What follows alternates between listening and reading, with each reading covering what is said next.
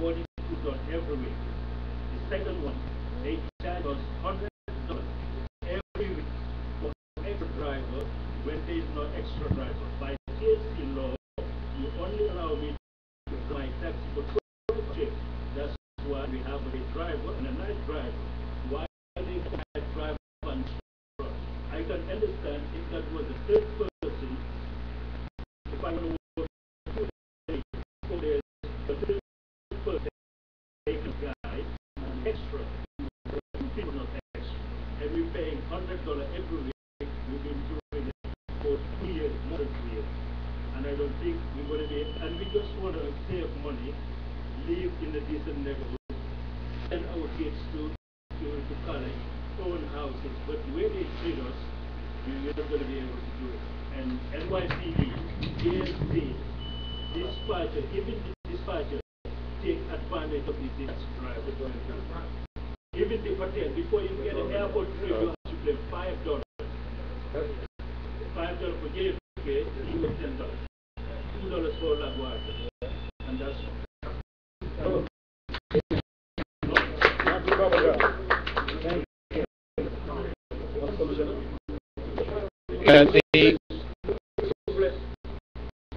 The issue of the driver, so the hybrid fee, they are allowed to that. In other words, they are allowed to charge more on the medallion lease rate for the hybrid car. The theory is that they spend a lot less on gas, and that they have to spend more for the. Well, in that case, they haven't bought the car, so it's just the medallion. It's a fair question. Let me. I don't know off the top of my head whether the extra charges is legit. Okay, that would be helpful.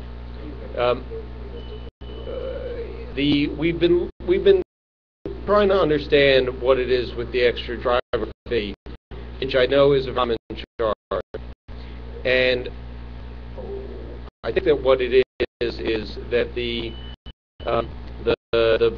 fleets that do business that way, where the drivers own their own cars, they wind up if they were to stick to the medallion lease rates, they would wind up making less from that medallion than a fleet would, where the driver comes in every day and they lease out on a day-by-day basis rather than on a weekly basis.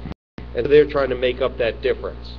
And I think that what our rules should try and make it so that it's an even playing field.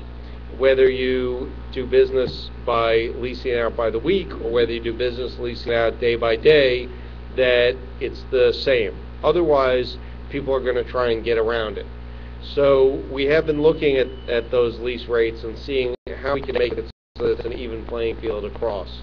But I do understand that a lot of the garages are charging at driver fee. Okay, Baba, Lloyd. What I say now. Good evening. I would like to explain to you what we're going through right now. How the medallion goes. So I bought my medallion in 2006 from the auction. Congratulations. Yeah. And I've been driving by myself. I don't have a second driver. So there is a restriction on my medallion to use a hybrid. And I bought a Toyota Highlander for this 2006. So I've been going through a lot of problems. I spent over $30,000 on mechanical repair. Last month, my converter went down. It cost me $8,000. It was the third time I have a converter problem. I have a transmission problem, $6,000. The ABS went down, it cost me $4,000. So I have to put every from this car. So $30,000. And I have to keep 1 week waiting order from outside New York. taking me 3, 4, 5 business days to wait to get the part to the dealer.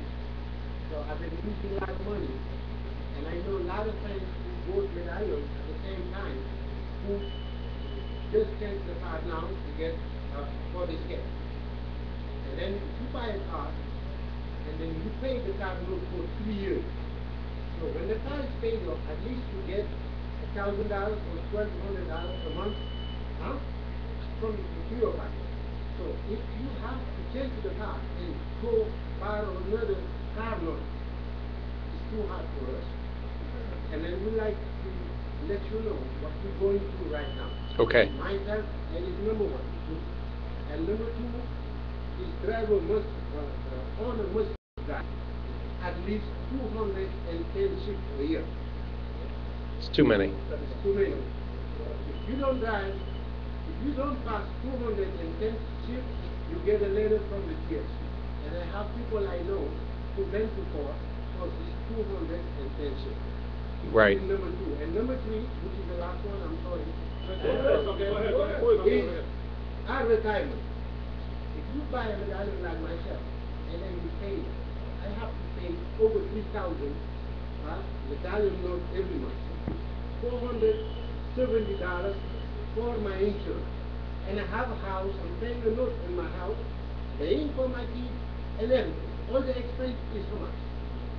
So when I retire now, I don't get no benefit. There is obligation to sell my medallion. So I would like you to think about us. 10, 15 years later, I'm 51 years old now, and 10 years later I'll be 60 or 60 something, planning to retire. So when I retire, I need to get a benefit from what I spent for the taxi and limousine condition. Okay. There is an obligation. I have to sell the medallion. And there is some people who own corporations sitting in the office, doing other jobs, and then getting benefit from the TRC. And we're not getting nothing. I'm outside. Everybody knows I work very hard. I Sure. work more than anybody. My car, by myself. As much as anybody. So I have a chance today to explain to you what we're going through. yeah. What we're going through.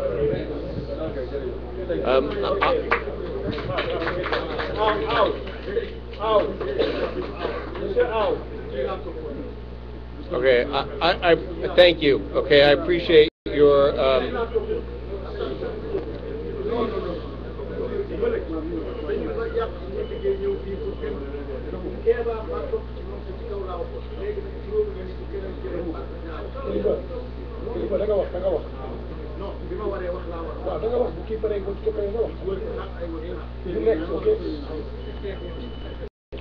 All right. No,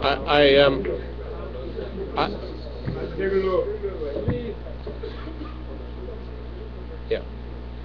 First, thank you, and thank you, sir, too, for kind of speaking honestly to me about what you're facing, what you're perceiving, and the reality that the TLC needs to understand. So I appreciate that, and I thank you for it.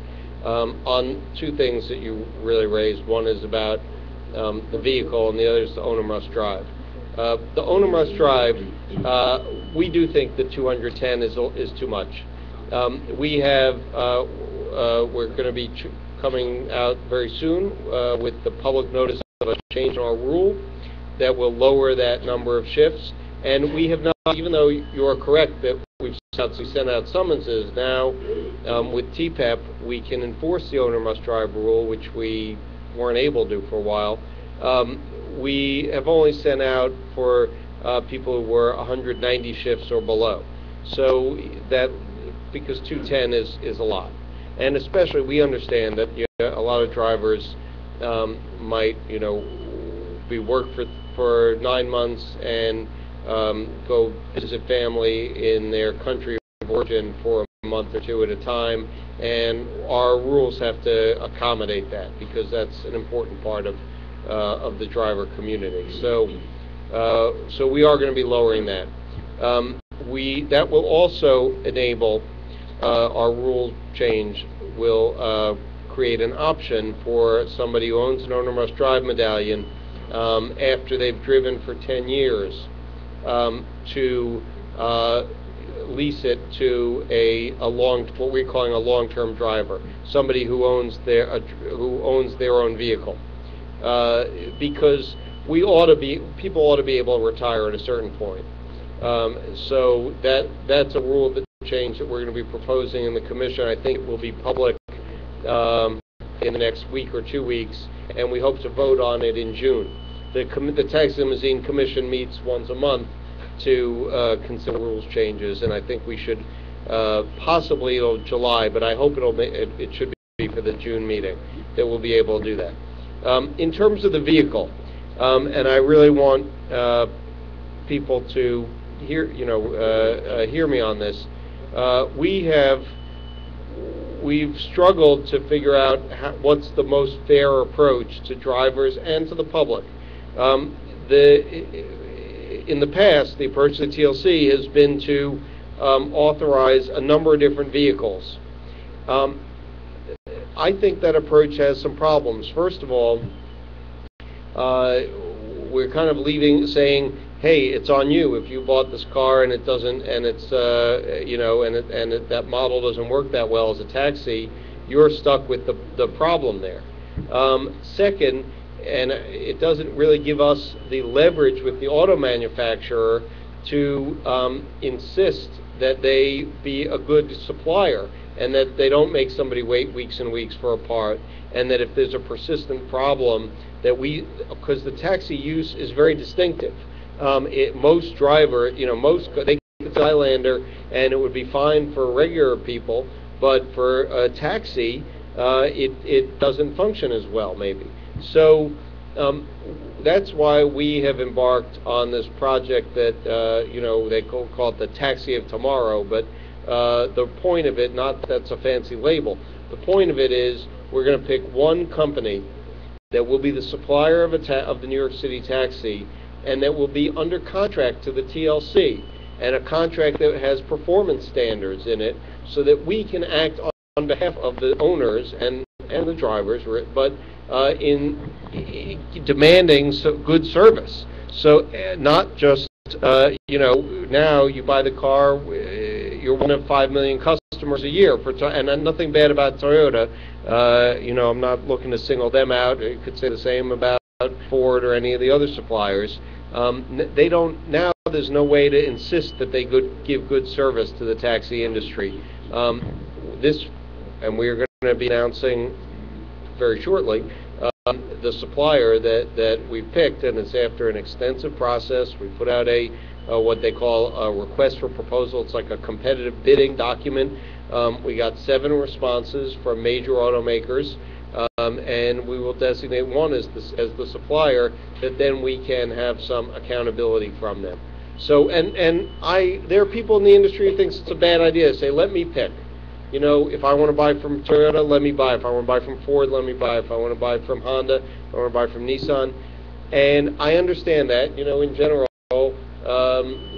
if I shop at, Costco or Target, let me choose. But here, because an individual owner has no real market power, but the city, on behalf of 3,237 owners, has some market power, we think we'll be able to get a better deal and better service on behalf of owners if we act on behalf. So that's what we're doing. Après kilifa diine. Bismillah.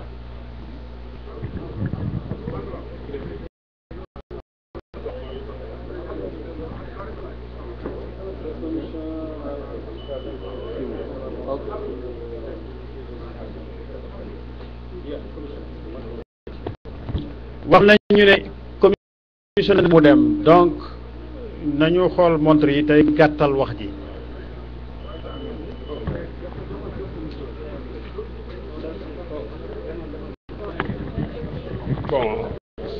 Bonsoir. Donc, je vais m'exprimer en français, moi. Pour avoir quelqu'un qui va traduire. Ok.